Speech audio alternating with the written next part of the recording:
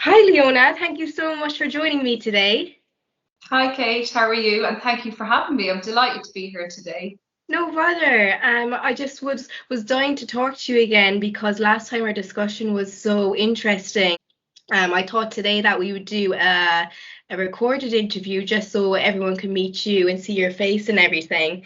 Because as you are a creative mindfulness and wellness practitioner, I thought it just so relevant in today's world. I just wanted to ask you a few questions. Oh, absolutely, Kate. And I'm delighted to hear you had great engagement, I suppose, and feedback because, yes, I'm very passionate about mindfulness, wellness for kids, teens, adults, us all, and particularly at this point. So, again, thank you for having me. No bother, thank you so much. And I suppose just the first question that I had for you was, I was wondering if you'd be able to explain to us why it can be difficult to get a good night's sleep sometimes, because I know a lot of people do struggle with getting the correct amount of sleep, and a lot of people don't actually get a full night's sleep. They're disturbed throughout the night quite a lot.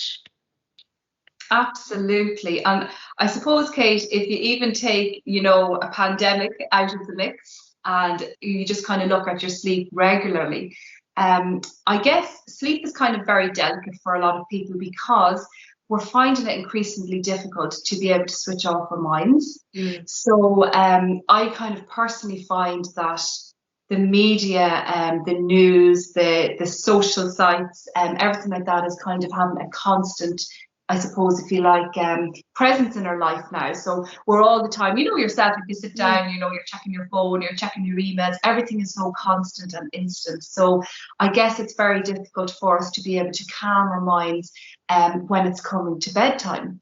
Yeah. And then kind of add in the mix then of just general anxieties that we maybe carry in, or fears, or it could be traumas we've been experiencing, it could be grief we're experiencing, it could be lack of self-confidence, it could be something as simple as a work meeting and starting a new job, it could be even minding children, it could be caring for an elderly parent, whatever it is. All of this general I suppose life experiences and everything, they kind of all they kind of keep building and building and building and growing. So just sometimes like a pot boiling on a kettle, or on a stove, should I say. And sometimes when we don't have the tools to let some of that steam out or that air out, what happens then is our minds are just so overloaded, we're so overwhelmed. And then when we get into bed, when we try to start coming down into a restful stage, that's usually when everything then starts to, I suppose, spill out, if you like. Yeah, I guess that makes a lot of sense, and I think a lot of us do struggle with that. And for my next question, I saw on your website that you had an article on brain training, and I just thought it was very interesting. Would you be able to explain what exactly is brain training when it comes to helping with sleep disruption? Yes, absolutely. So, brain training, I guess, I always, when I'm working with people, describe it as, if you want to make changes to, say, the physical shape of your body or how you feel emotionally around your own health and fitness, you're going to work out, you're going to perhaps join a gym or a swim club or a running club or do something, yoga, whatever, I suppose, floats your boat. So, brain training is exactly that. I suppose, engage in activities that help us literally to exercise our brain. So when we practice mindfulness, when we practice meditation, when we practice, say, sports or activities in particular that help us to engage with our bodies, so the likes of yoga, the likes of the Pilates, I suppose what happens then is we're training our brain to actually to connect more to our bodies, and we're actually training our brain to become more fit and healthy in, I suppose, creating the positive well-being that we can experience when we do them kind of things. Mhm. So it's literally just finding something that works for you to help you work your brain out. Okay. Because I guess, just to mention as well here is that when we actually train our brain through breathing practices or meditation or mindfulness, it's called neuroplasticity. So we basically have the ability to be able to change the structures of our brain within a very short period of time, like approximately 8 weeks, with a consistent mindfulness and meditation practice.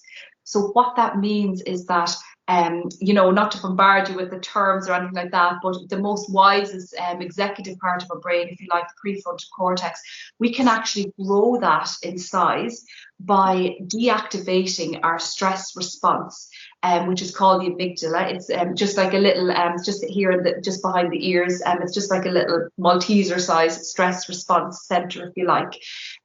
We can learn to shrink that so that only activates when we are in like immediate physical danger. So if we're being chased by a bull or something like that, you know, or, you know, we're stepping out in front of a bus or something and we need that to activate.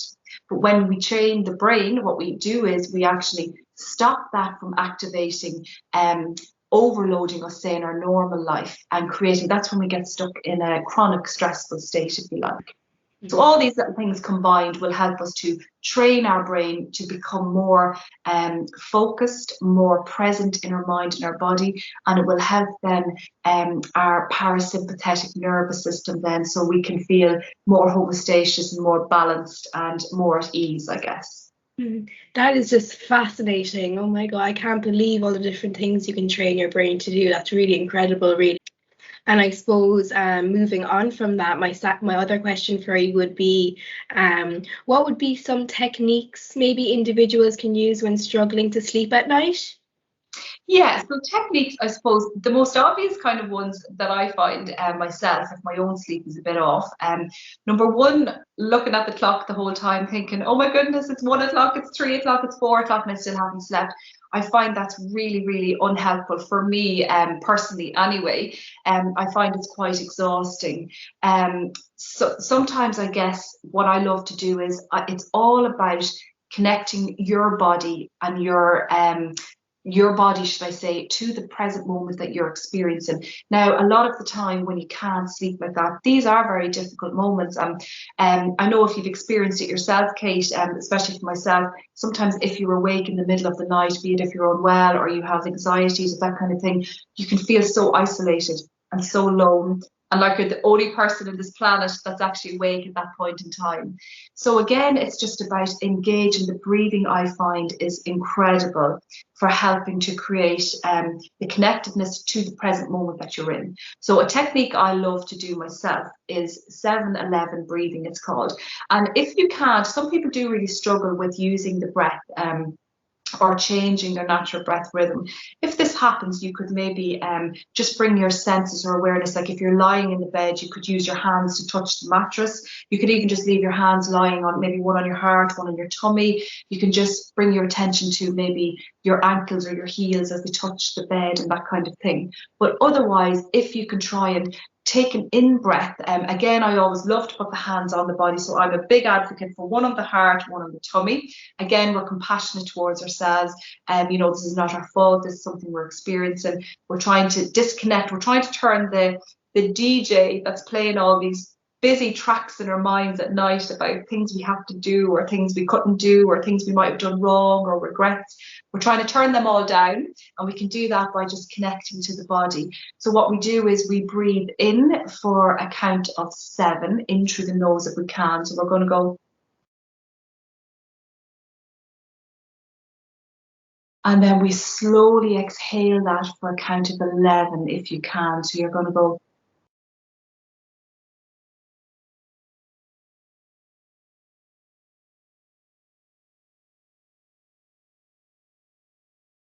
And really important that the exhale is longer than the inhale, because that's the one that's linked to our nervous system, and that's what helps us to come back down into balance.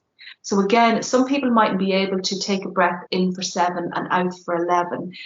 So some people, what they do is they might breathe in for 4 and they might breathe out for 4. They might breathe in for 4, hold the breath for 4 and out for 4. It's just really important to find what helps. You know, or what's right for you in terms of your breathing. Other little simple things then as well that I love to do is I love to use my essential oils. So again, I have lovely diffusers and that kind of thing. So just little, like diffusers like this, and ones that I love to use, particularly at night. I love to use like a kind of a one for the respiratory system. It's beautiful. It's a lovely blend of oils. Lavenders then are fantastic, or there's Serenity for sleeps. The one we spoke about the last day, actually, the Balance. This is my savior oil. So again, oh, this has transformed my life beyond, I have to say. So again, you can use them in the diffuser beside you. You can apply them topically to the soles of your feet.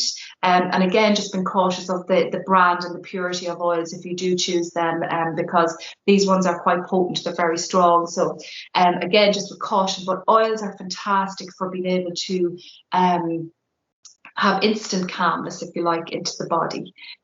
Meditations then are a fantastic one. And I know people would maybe sometimes think, oh, I wouldn't lie and listen to a meditation in bed at night. But again, you could even just put on a pair of headphones with relaxing music, or there is so many beautiful guided meditations. And again, it's about, as I said, turning down that music, that DJ that's banging in your mind and all the clutter and clatter and everything, coming back to your body. And what you're doing then is, even though you're in an experience that's not so nice, you are calm in that experience and you are present with yourself in that experience. And that experience will pass by, I suppose, the more you're connected with your body. So there's a few different little things like that that you can do. And obviously trying to detach as well from the phones, from the news in particular, and try and maybe set up a routine, like, like whether it's taking the face off, or, and having a cup of tea maybe, or if there's something that soothes you, it might be like a peppermint or a lavender or something like that, just creating a regular routine for yourself helps as well. Yeah, I suppose even creating a relaxation routine before you go to bed, or even in bed, would actually help a lot of people, I'm sure. Those techniques are actually very useful and practical as well. They're very doable. And I suppose moving on, I am aware that you are a qualified Terame Reiki energy healing practitioner. It's quite a mouthful, I know. And would you be able to explain to our audience a bit about this? Because I actually hadn't heard about this before. It's very interesting. Yeah, absolutely, Kate. So again, this is just another beautiful way of self-care, and it's of of helping your body to heal. So basically, people would come to me, and it's a form of universal life force energy healing, if you like. So if you like, what we do is it's a kind of a laying of the hands on a person's body. So there's some work that my hands will be on a person's body, like say maybe on their head or their heart or their tummy. I work on all the chakra or the energy centers of the body. So I'm channeling universal life force energy into that person's body, and I'm cleansing and clearing any energy blocks, should I say, that would be in a person's body, to make room for a better flow of energy. So it's a beautiful experience. It's very, very relaxed. All you have to do is just lie on the little plinth, fully clothed, nice and relaxed. And I guess the way I kind of always describe it is, if you think of your computer or your PC, and sometimes if they, get clogged up, or, the fan starts overheating, or they start making noise, and you have to get that repaired.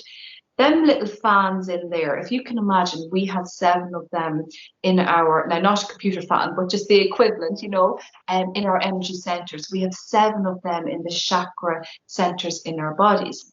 So we have the crown chakra, the third eye chakra, the throat chakra, the heart, the solar plexus, the sacral chakra, and our base or root chakra.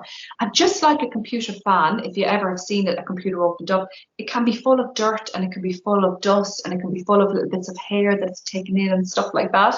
But our energy centers also get blocked. When our energy centers get blocked, it can be with, because we've been experiencing maybe increased stress or anxieties or panics or fears, overwhelm, overload, and add in the pandemic then on top of all of that. and we can start to feel sickly. We can start to feel sluggish. It might manifest in terms of headaches, in terms of bad digestion, in terms of inflammation in the body, in terms of sleep disruption, them kind of things. So what I basically do then is I basically just cleanse and clear any stagnant or stuck energy, kind of with my hands, just, as I'm moving my hands about, and just literally pull out any energy blocks. And I'm very kind of, I suppose, I can feel a lot of energies, in everything, in plants and trees and humans and everything. Just cleansing and clearing the energy centers so that we're creating a better flow of energy. So if you can just imagine, I'd say, if you can imagine a river and a log lying across it, and it's impacting the flow of the water. That's kind of what happens in our bodies when we get energetic blocks. So we just take them out and then we have a better flow. And again, it's just another way of bringing balance back to the body, to that homeostasis place that we all would love to be in. Yeah, that's so fascinating. I think it's so interesting. And I suppose for my final question for you, I'm wondering, when people come out to these sessions with you, how would they be feeling? Like, what are the benefits that they find from these kind of sessions? Oh yes. Do you know something? Some people feel. I know particularly when I work on children. I love their explanations. Some would just sit up and they'd say, "Oh, I feel so bubbly," or "Oh, I feel so light," or "I feel so fuzzy inside." And Oh, um, great. adults. Yeah, I love that. This is the little teachers I'd say in my life. The words and everything you have is fantastic. Um, Adults can feel so. You can have a couple of days where you may feel a little bit overwhelmed, or you may feel emotional, and then you could, have days where you just or you could just come out, should I say, feeling on top of the world. It tends to be a very, very healing, I suppose, experience, because we're moving not just energy, but we're moving emotions, we're moving maybe traumas, we're moving griefs. So everything is kind of coming up. And if it doesn't come up, we can't get it out. So it's literally like peeling an onion. So each person, like each time a person would come for a session, you're peeling off another layer. So we're able to get down deeper into root cause. So some people do find it extremely healing and like very good for letting go, for forgiving. It can be emotional. Like it's seldom I have somebody who doesn't actually express tears or express pains, express whatever. But that's incredible, because that's when the real healing. It's the person allowing, I suppose, the healing to happen. So people do, it's the reports are very good. Obviously myself, I know when I go for my own Reiki healing, and because I'm very sensitive to energies, obviously working on other people, I can actually be a little bit sickly for a few days after mine, as in I can be extra tired. I can feel just a little bit off in myself, because I'm actually releasing, I'm letting go, and I'm, toxins are coming out in that. It's usually after that period then I feel like I've been recharged and Yeah. really, I suppose, vamped and everything. Oh my God, that's just so interesting. It really, really is. And I just want to say thank you so much for meeting me today and sharing all this information. It's so practical and eye-opening of what everything you just said. So thank you so much.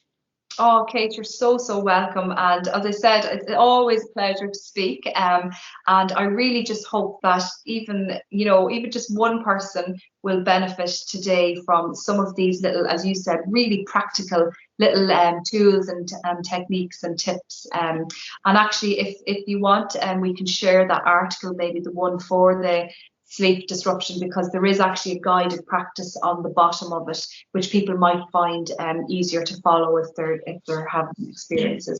Yes, I can link that article as well for anyone who would like to read more about that. Thank you Great. so much. Thank Oh, you. thank you, Kate. Thanks.